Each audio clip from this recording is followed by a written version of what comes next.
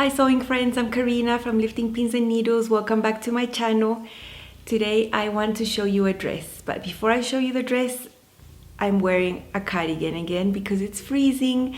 I know it's hard for you to believe, but I guess we are acclimatized to certain types of weather and I'm actually feeling the cold. What I've got on is a cardigan I made last year, a Aveiro cardigan from which to stitch in this awesome Aztec print. It's a long one and this would be like the type of coat I wear to go outside and just to feel warm. It's not a thick thing, you know, but it's good enough for me. Okay, I've been mentioning in my plans for May and June that I was going to make the chai dress by each to stitch, and I actually have made it a few weeks ago. It's just that I hadn't had the opportunity to get the video together and the pictures taken and all that jazz. This pattern can be a shirt dress or a shirt, and on the top here you've got your collar stand and your collar, very traditional, with a facing that goes in for the buttons. It's empire cut, so it hits under the bust with some gathers there, and then below the bodice comes a very thick band that is shaped super flattering all the way around. That's double. And then comes an A-line skirt with optional inseam pockets. Now about the sleeves, you can make it sleeveless, or it also has a gathered short sleeve option as well. Good fabrics for this dress would be wovens, sort of like cotton even, chambray, denim, linen, rayon twill, crepe, any of those types of sort of medium weight woven fabrics. The sizes are 00 to 20 US, and being a woven pattern, all of each to stitch patterns have cup sizes A through D. Body measurements with a bust of 30 and 1/8 inch to 49 inches, and this is the measurement for the D cup. And then for the hip, 33 and 1/4 inch to 48 inches. This is a fitted style, so there is only 1 inch of positive ease around the bust and a bit less than 1 inch of positive ease around the waist. Then at the hips, there's quite a lot of ease, 6 inches, because it's an A-line shape. So considering this, and after studying the size chart, because I do this like meticulously before choosing my size, my body measurements put me in a 12 on my upper part and then a 14 at the hips. But considering the ease and that I would like to have at least 1.5 inches of ease at the bust and waist, I chose to make a straight size 14. It's a fitted dress. I just want a little bit more ease than what the pattern gives you, you know, just for comfort. And you can relate. I am not always the same. If I measure myself on a certain day or a certain time of the day, my measurements fluctuate. Just an amount of ease that will make me comfortable, and that for me is at least 1.5 inches at the bust and the waist. And that is actually how I've drafted my bodice block. That block that I self-drafted has built in 1.5 inches of positive ease at the bust and waist, and that is what I feel most comfortable in while still achieving a fitted look. I'm going to swap the order of events for this video because in Up Close and So Personal, I am focusing on the construction of the bands that attach the bodice to the skirt. And if you haven't seen the dress and don't understand what I'm talking about, then it's going to make no sense. You know what I mean? So I'm going to show you the dress. Now, I bought this fabric in Bolivia a few years ago. It's quite a medium stable woven. It's got nice drape as well. If you look up close, it looks like linen, but it is not linen at all. It's polyester. I don't know what it is, but it's very thick. Look at these little cute wooden buttons. So cute, and I think they match the color of the fabric perfectly. Now, I didn't have enough. I was missing one button basically, so up here you can see there's a buttonhole, but there's no button here to match. But you know, I found this out after the fact I'd made all the buttonholes. I assumed I had a lot of buttons because, you know, so there's no button there, but you can't tell, and this is actually how I wear my... With the dress turned inside out, you can see the waistband on the inside, how clean the finish is there. So here's the bodice, here's the skirt, there is the waistband in between, and that goes all around the dress. Now I decided I didn't want any top stitching on this dress whatsoever. I didn't want anywhere. So when I did my sleeveless bias binding that I've already shown how in a video, I hand sewed that on to the dress. So on the right side, it's super clean, super neat, nothing showing. And the same I did for this waistband. The top bit there is machine sewn, and then this one there is folded up and invisibly slip stitched all the way around, and it looks super clean, and on the outside it looks perfect. Now you can machine sew all this if you want to. It was just a decision I made based on the type of fabric and the type of look that I wanted.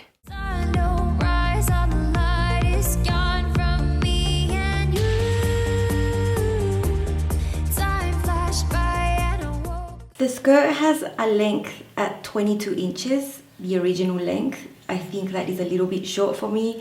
So at the lengthen and shorten line of the skirt, I have cut and added an inch. I've done that with the front and the back. You know, I rarely make a muslin, but for this type of dress where there is an empire cut, I want to make sure it hits at the right length, and I want to make sure the bodice has the right length.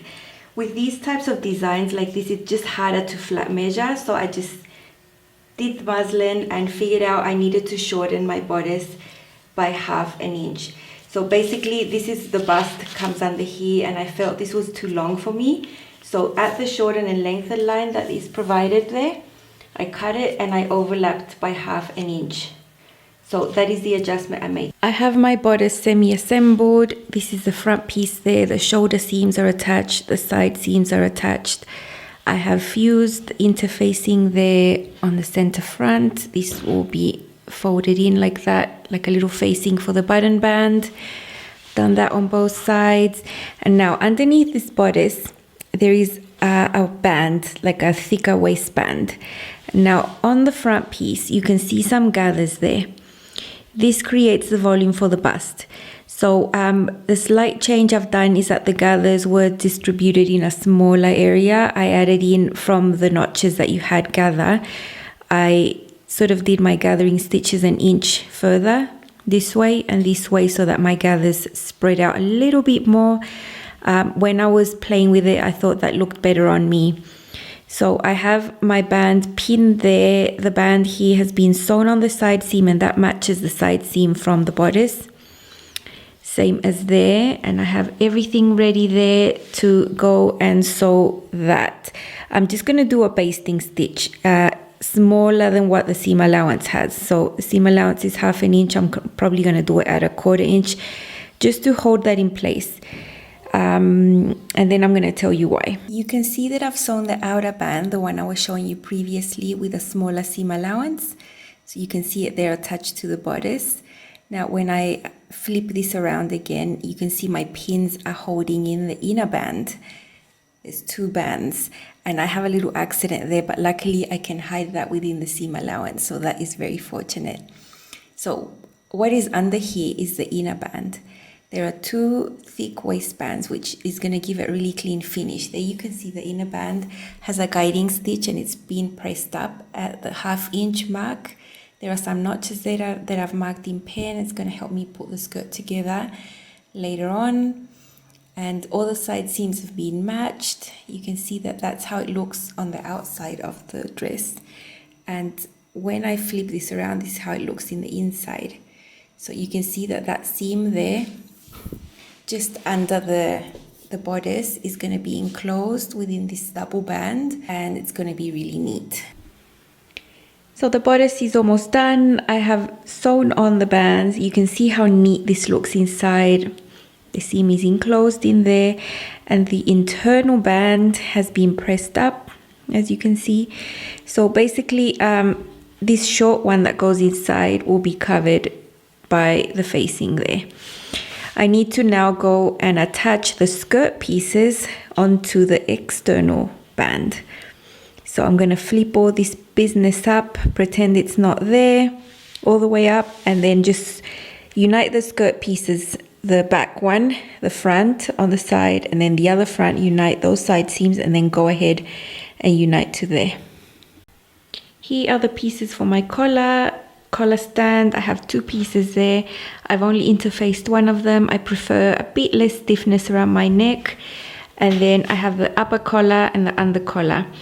The under collar was cut on the bias. It's got a seam in the center. The woven interfacing was also cut on the bias and fused on.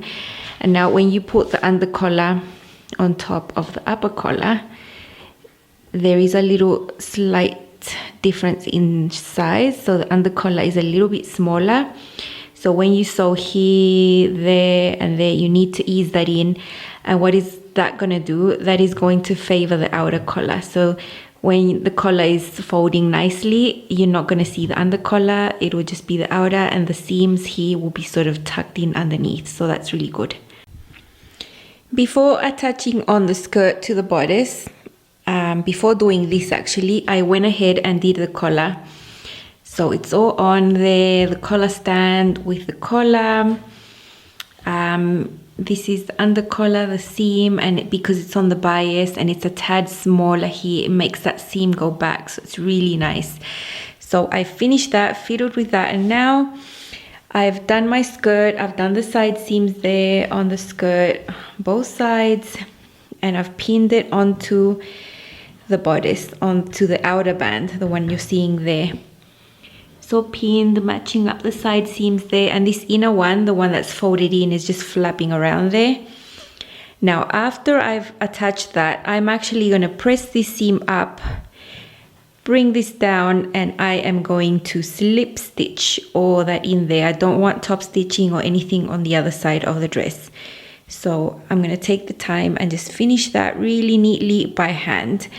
Once that's finished, you can see the facing, well, it's just an extension of the piece, the interface bit. It's been attached there, it's been attached there, and then this is going to come over and cover all this really nice and neatly. And then the hem, finish the sleeveless armholes over here, do buttonholes, do buttons, and I'm done. Now let me be super honest, this type of design really highlights your curves. It's an empire cut, and just beneath there comes the band that I've been talking about. So the shape of your body is really emphasized with this type of pattern. I will gladly make an empire cut that is below the bust if what comes below that bodice is fitted. Now that is how this dress is.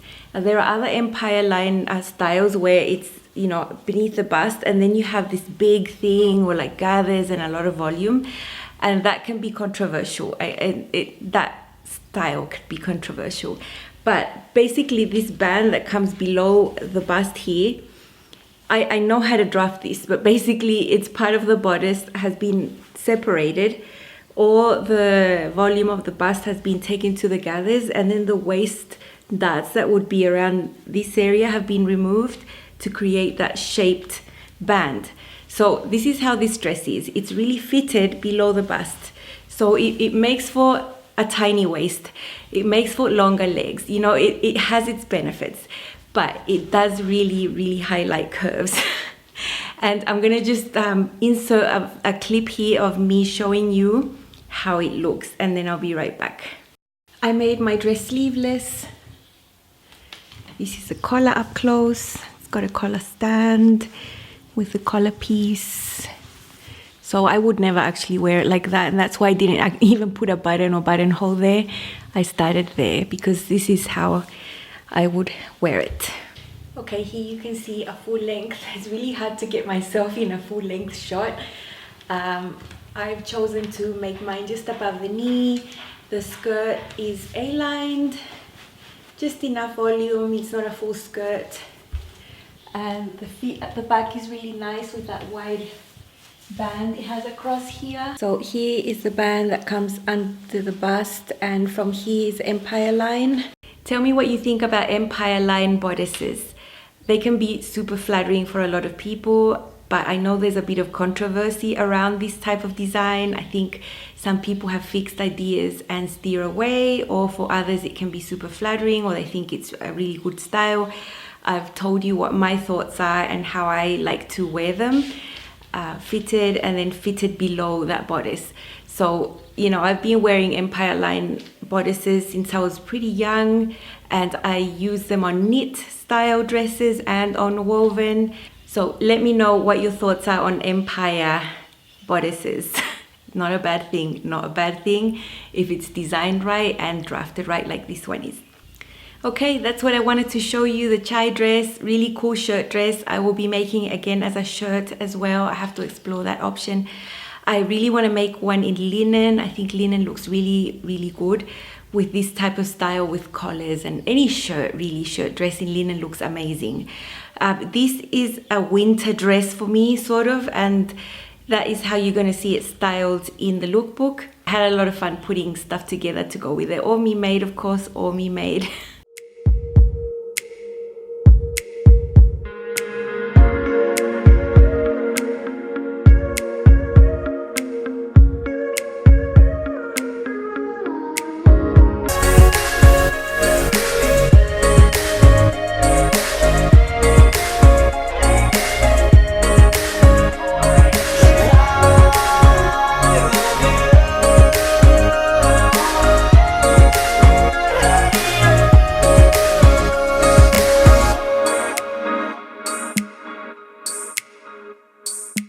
So there you have it, the dress I've been talking about for a few months. I can finally show it to you. I'm super happy with it. So as always, if you like this sort of style and you like the pattern, you can purchase it through my affiliate link in the description below. As I've always said, I'm pretty honest about that. If you do purchase through there, I receive a small commission of that sale, and that really helps me out on the channel as well.